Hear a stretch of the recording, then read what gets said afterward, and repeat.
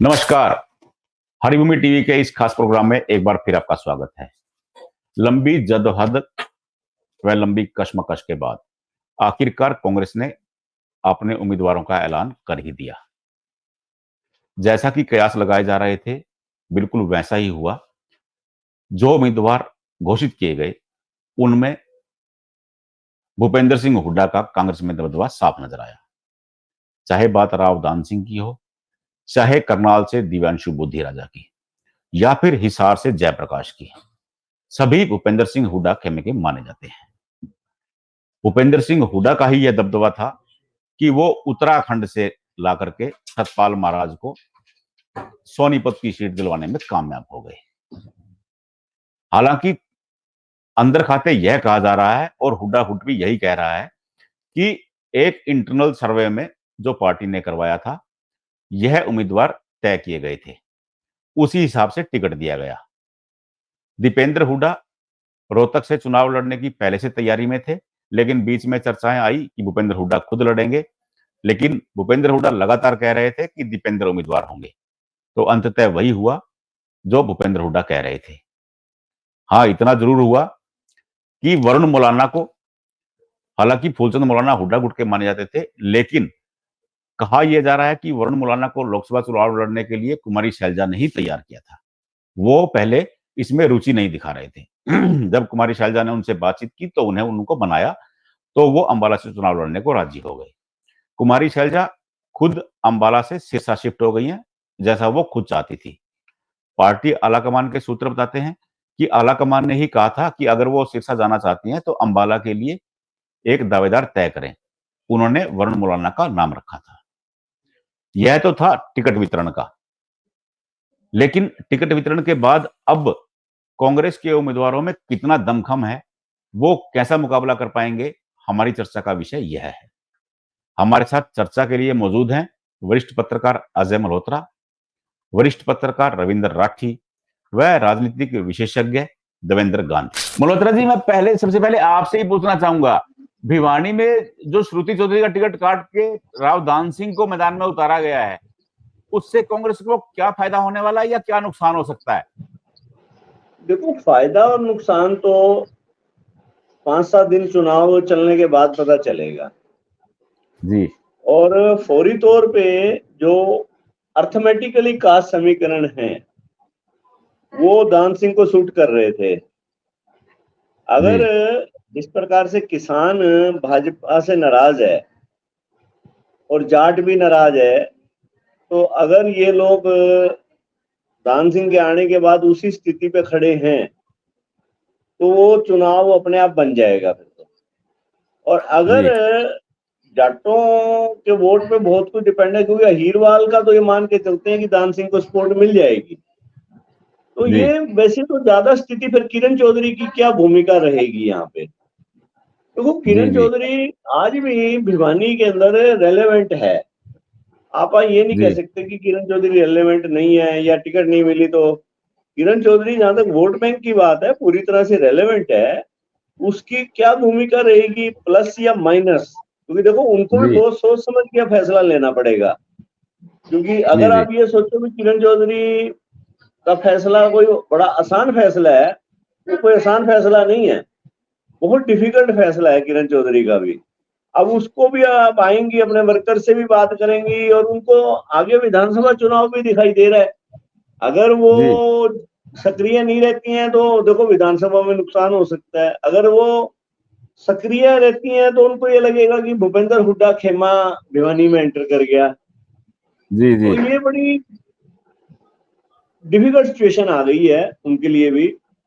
और कुल मिला के दान सिंह भी भिवानी जिले का है बेसिकली, हमारे यहाँ से 8-10 किलोमीटर पे उनका गांव है। और ऐसी बात नहीं है, जो कांग्रेस के कास्ट समीकरण बने होंगे तो उसमें कहीं ना कहीं दान सिंह फिट बैठा है।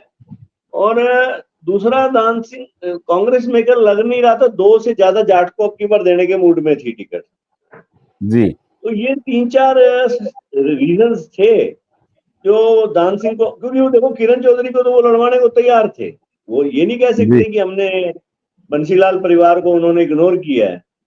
तो बंसीलाल परिवार को इग्नोर नहीं किया। किरण चौधरी को लड़वाना चाहते थे, खैर वो उन्होंने अपनी ये इच्छा जाहिर की कि मैं तो विधानसभा लड़ना चाहती हूँ आगे। जी तो 4-5 दिन बाद जब देखो दान सिंह की आज तो ताजा ताजा टिकट घोषणा हुई है और धर्मवीर पिछले 1 महीने से चुनाव में लगे हुए हैं जी। और मोदी फैक्टर उनको सपोर्ट कर ही रहा है, तो 5-7 दिन वेट करनी पड़ेगी कि जनता का क्या रुख निकल के आता है। मल्होत्रा जी, हम लोग ये भी तो याद रखना पड़ेगा कि जजपा ने राव बहादुर सिंह को ऑलरेडी मैदान में उतार रखा है वहां पे। वो भी उसी क्षेत्र से आते हैं जहां से राव दान सिंह आते हैं। देखो पंडित जी, इसमें एक बात और है। जी जहां तक जब जाट की बात आती थी तो श्रुति और धर्मवीर दोनों मजबूत कैंडिडेट थे। जी बहादुर सिंह कोई वहां ज्यादा रेलेवेंट नहीं है आज की तारीख में। बहादुर सिंह ने जी जब वोट लिया था ना, जिस समय जी इनेलो की टिकट पे थे, और उनका ज्यादा वोट भिवानी और दादरी में आया था उनको। जी जी जी उनको महेंद्रगढ़ में वोट ज्यादा नहीं मिला था, उनको ज्यादा वोट मिला था दादरी, लोहारू, बाडड़ा, तोशाम। जी और उस टाइम इनेलो मजबूत स्थिति में थी, महेंद्रगढ़ में भी। जी आज जी जी जेजेपी है, ताजी ताजी सत्ता से बाहर हुई है, उनकी पोजीशन कोई इतनी नहीं है कि वो कहीं ज्यादा जाके वोट भी मांग सके। अब उन्होंने जी जी भिवानी की जिम्मेवारी अजय चौटाला जी की लगाई है, फॉर एग्जांपल भिवानी महेंद्रगढ़ की। जी अब उनका एकदम से वोट बैंक इस टाइम तो उनका वर्कर ही घर बैठा है, और जी अभी इस इंतजार में अभी कौन सी पार्टी में जाके लगे। तो ऐसे में बहादुर सिंह का मेरे को नहीं लगता कि अब की बार आंकड़ा कुछ ज्यादा है। बहादुर सिंह तो जी अब की बार ज्यादा बहुत कम वोटों पे सीमित रहते दिखाई दे रहे हैं, जी। क्योंकि रविंद्र, पहले उनको चौटाला जी की स्कोर थी और चौटाला जी ठीक ठाक पार्टी की स्थिति में थे और जजपा, इनेलो सब एक होते थे, तो जी वो जी चीजें जी हम नहीं थे। तो मुकाबला तो देखो मोर ओवर सीधा सीधा होगा कांग्रेस और भाजपा के बीच। रविंद्र, आपको लगता नहीं कि ये जो भिवानी की पुश्तैनी सीट मानी जा रही थी, बंसीलाल की भिवानी की पुश्तैनी सीट है, श्रुति वहां सांसद भी रह चुकी हैं, लगातार 2 चुनाव हारी भी हैं, लेकिन उनमें जो एक सेंधबंदी हुई है हुड्डा गुट की, सीधा राव दान सिंह हुड्डा के काफी नजदीक माने जाते हैं, तो आपको नहीं लगता कि वहां कलह होगा जरूर, कि किरण चौधरी के लिए सहज नहीं होगा दान सिंह को ऐसे सहयोग करना? जी देखो, ये तो भविष्य के गर्भ में है। जिन लोगों की टिकट कटी है भिवानी में, जैसे श्रुति मजबूत दावेदार थी और टिकट भूपेंद्र हुड्डा खेमे के राव दान सिंह को मिली है, ऐसे ही हिसार में भी टिकट भूपेंद्र हुड्डा खेमे के जयप्रकाश को ही मिली है, जबकि इनसे मजबूत 2 दावेदार, एक पूर्व मुख्यमंत्री भजनलाल के ही पुत्र पूर्व उप मुख्यमंत्री चंद्रमोहन, और इसी तरीके से चौधरी वीरेंद्र सिंह के पुत्र पूर्व सांसद, निवर्तमान सांसद ब्रजेंद्र सिंह। अब उनका क्या रुख रहेगा ये तो समय बताएगा, लेकिन सच्चाई यही है पंडित जी, टिकट वितरण में कांग्रेस की टिकटों के वितरण में भूपेंद्र हुड्डा गुट तमाम विरोधियों पर भारी पड़ा है, इसमें कोई दो राय नहीं है। और जहां तक सवाल राव दान सिंह का है, राव दान सिंह भूपेंद्र हुड्डा के काफी नजदीकी रहे हैं और अहिरवाल के एक क्षेत्र पर उनका प्रभाव है, जैसे अभी मल्होत्रा जी बता रहे थे कि वो मूलतः भिवानी के ही हैं। तो बहुत सारे समीकरण कांग्रेस ने अपने टिकटों के वितरण में जातीय समीकरणों को प्रमुखता दी है। जैसे करनाल में उन्होंने मुख्यमंत्री रहे मनोहर लाल जो हैं वो भाजपा के उम्मीदवार हैं, तो उनके खिलाफ उन्होंने भी पंजाबी उम्मीदवार को ही उतारा है। जी जी जी। और ऐसे ही सोनीपत में भी इन्होंने किया है कि भाई मोहनलाल बडोली जो हैं उनके सामने उन्होंने सत्यपाल ब्रह्मचारी को टिकट दी है। जी, और ये जो समीकरण फिट बैठाने की कोशिश करी है, इसमें अब क्रंच ये है, जैसे आप देखें कि फरीदाबाद सीट पर कृष्णपाल गुर्जर के सामने महेंद्र प्रताप को टिकट दी है, वो भी गुर्जर समुदाय से आते हैं, लेकिन अब वहां पर एक और मजबूत दावेदार थे करण सिंह दलाल, ये पूर्व मुख्यमंत्री भूपेंद्र हुड्डा के रिश्तेदार हैं, सभी जानते हैं। अब उनका रुख क्या रहेगा? अगर जो लोग टिकटों के दावेदार थे उन्हें टिकट नहीं मिली है और वो वर्तमान प्रत्याशियों का भरपूर साथ देते हैं, तो इसमें कोई दो राय नहीं है पंडित जी कि कांग्रेस के उम्मीदवार बराबर टक्कर देंगे तमाम सीटों पर। लेकिन अगर अगर ये लोग साथ नहीं देंगे, चैनल जैसे आपका सवाल था किरण चौधरी को लेकर, वे देखो अफसोस होता है, वो लोग लगातार लड़ रहे थे, श्रुति वहां से सांसद भी रही है, चुनाव हारी भी है, और एक बार फिर वो लोग वहां से टिकट मांग रहे थे। ये कहा जाता है कि किरण चौधरी का 10 जनपद पर सीधा प्रभाव है, लेकिन उस प्रभाव को भूपेंद्र हुड्डा के प्रभाव ने निष्प्रभावी कर दिया। अब चुनाव में कौन कितना प्रभाव दिखा पाता है, ये दूसरी बात रहेगी। जी जी जी, गांधी जी आपका स्वागत है। एक बार फिर मैं आपसे ही पूछना चाहूंगा, करनाल पर दिव्यांशु बुद्धिराजा पर दाव खेला है कांग्रेस ने। युवा कांग्रेस के प्रदेश अध्यक्ष हैं, 4,60,000 वोटों से युवा कांग्रेस के प्रदेश अध्यक्ष बने थे जीत करके, लेकिन पहली बार राजनीति के मैदान में उतरे हैं और सीधा लोकसभा का टिकट, और वो भी पूर्व मुख्यमंत्री के सामने। कैसा लग रहा है कांग्रेस को आपका यह फैसला?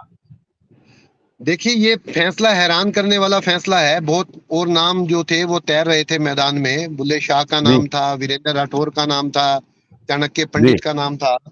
ये उस तरह का नाम तो नहीं है, लेकिन हाँ आप ये कहें कि हरियाणा की राजनीति के इतिहास में कांग्रेस ने शायद पहली दफा करनाल लोकसभा क्षेत्र से किसी पंजाबी उम्मीदवार के मुकाबले पंजाबी उम्मीदवार को, ये भी बुद्धिराजा भी पंजाबी हैं और मनोहर लाल खट्टर भी पंजाबी हैं, तो दोनों पंजाबी कैंडिडेट हो गए हैं। तो शायद जातीय समीकरणों को ध्यान में रखते हुए, और विनेबिलिटी तो शायद उतनी अभी एकदम से हम नहीं कह सकते, लेकिन जातीय समीकरणों को साधा गया है। दूसरा, इस बात का ध्यान रखा गया है कि लॉयल्टी को ध्यान में रखा गया है, इसलिए उन्हें टिकट दिया गया है। नौजवान हैं, NSUI के प्रेसिडेंट रह चुके हैं, पंजाब यूनिवर्सिटी के प्रेसिडेंट रह चुके हैं, और भी काफी काम कर चुके हैं, जेल भी जा चुके हैं एक बार वो। तो मुकाबला दिलचस्प होने वाला है। इसको बेशक हमें आज दिखने में ऐसा लगेगा कि बुद्धिराजा जो है एक हल्के फुल्के कैंडिडेट दे दिए हैं, लेकिन जब चुनाव गर्म होता है तो उसमें और भी बहुत सारी चीजें जुड़ती हैं, और जब वो चीजें जुड़ेंगी तो मुकाबले दिलचस्प नजर आएंगे आपको। जी जी जी, मल्होत्रा जी, अगर हम सिरसा की बात करें, आप पूरे प्रदेश की राजनीति को देखते रहे हैं, सिरसा की बात करें, सिरसा में कुमारी शैलजा का शुरू से रुझान था कि सिरसा से चुनाव लड़ेंगी, वो अंबाला छोड़ के सिरसा पहुंची हैं। तो क्या इतना सरल है कि वो इतने लंबे समय के बाद पिता की सीट पर पहुंची हैं? लेकिन कैसा रहेगा उनका चुनाव? शैलजा के ऊपर हाईकमान का दबाव था। पहली बात तो ये है कि चुनाव लड़ने का, अगर वो चुनाव से पीछे हटती तो हरियाणा की राजनीति में उनका एकदम से हस्तक्षेप खत्म हो जाता। उनके लिए मजबूरी थी, उन्होंने ऐसे में सरसा को बेटर चॉइस समझा अंबाला के मुकाबले। अंबाला में जो बंतो कटारियां हैं उनको कहीं ना कहीं सिंपैथी मिल रही थी, और जो तंवर हैं इधर सरसा में उनको उनके खिलाफ माहौल दिखाई दे रहा था, और शैलजा को सरसा में कहीं ना कहीं सिंपैथी भी मिल रही थी। और किसान बेल्ट है सरसा, जो किसान है, क्योंकि शहरी इलाका उसमें थोड़े थोड़े फतेहाबाद और सरसा है, बाकी सारा ग्रामीण इलाका है। तो जो किसान बेल्ट है उसमें कांग्रेस की पोजीशन अब की बार ठीक दिखाई दे रही है। तो इसलिए शैलजा ने, मेरे को लगता है कि ऑप्ट किया सरसा, और शैलजा एक अच्छा मुकाबला देखने को आपको मिलेगा वहां पर भी। मैं बीच में एक चीज करनाल वाले में थोड़ी ऐड और करना चाहता हूँ कि अब बात ये आती है कि नए कैंडिडेट की। जब 1977 में चौधरी बंसीलाल का स्टेटस था, उतना स्टेटस तो ना तो मनोहर लाल जी का आज था ना किसी और नेता का। चौधरी बंसीलाल जी की तुर्की बोलती थी पूरे देश में। तो जब चुनाव आया तो ये कहने लगे कि चौधरी बंसीलाल के खिलाफ कैंडिडेट किसको लाएं, और तब चंद्रावती जी बेचारी नई नई आई थी, बोले इसको फंसा दो यहाँ पर चुनाव में। तो चंद्रावती को उन्होंने मैदान में उतार दिया, ये तो 25 साल की लड़की है, ये चुनाव क्या लड़ेंगी। और वो चंद्रावती जब मैदान में आ गई तो जो उनके उतारने वाले थे वो बाद में आपस में हंसते थे बैठ के, यार चलो पीछा छूट गया, चुनाव लड़ने से चंद्रावती को फंसा गए। आप ये देखो कि अल्टीमेटली चंद्रावती 1,80,000 से चुनाव जीत गई।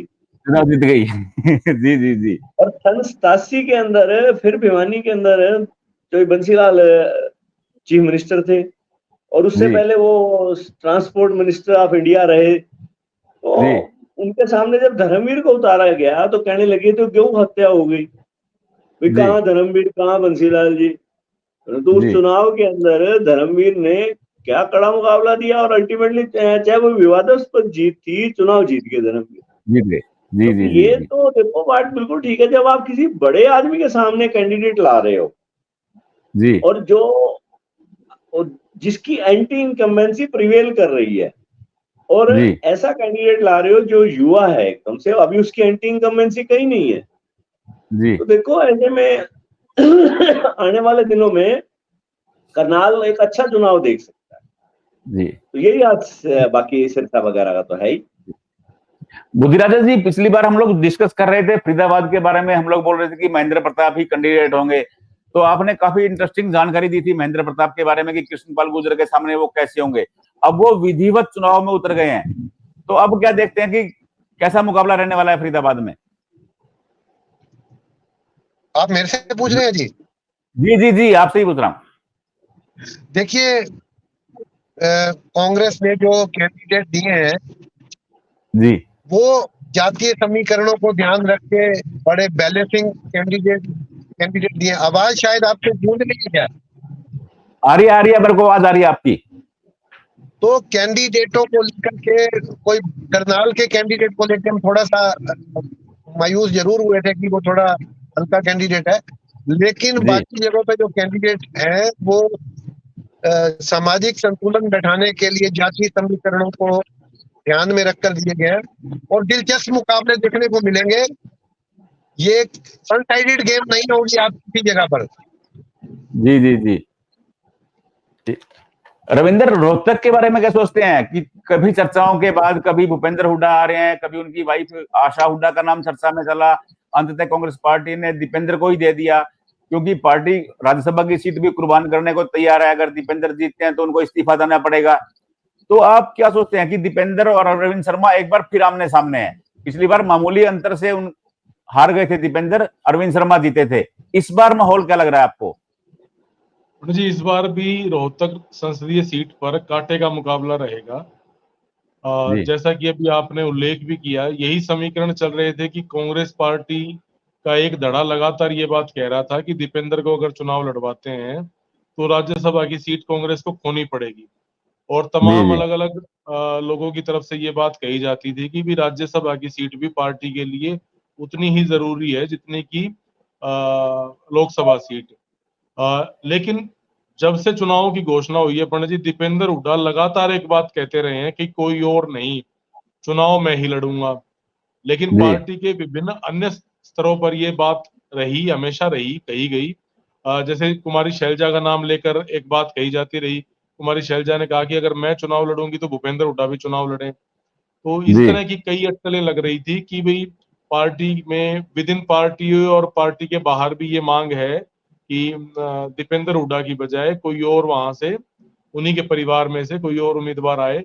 लेकिन अंततः जो बात दीपेंद्र हुड्डा ने कही थी कि नहीं, चुनाव मैं ही लड़ूंगा, क्योंकि पिछली चुनाव में जो हार दीपेंद्र हुड्डा को मिली, ये सच्चाई है पंडित जी, दीपेंद्र हुड्डा उस हार को पचा नहीं पा रहे हैं, और लगातार 3 बार जीतने के बाद उन्हें हार का मुंह देखना पड़ा था। इस बार वो उस हार का बदला लेने के मूड में है। और जहां तक बात की जाए, जैसे बहादुरगढ़ शहरी क्षेत्र में उन्हें काफी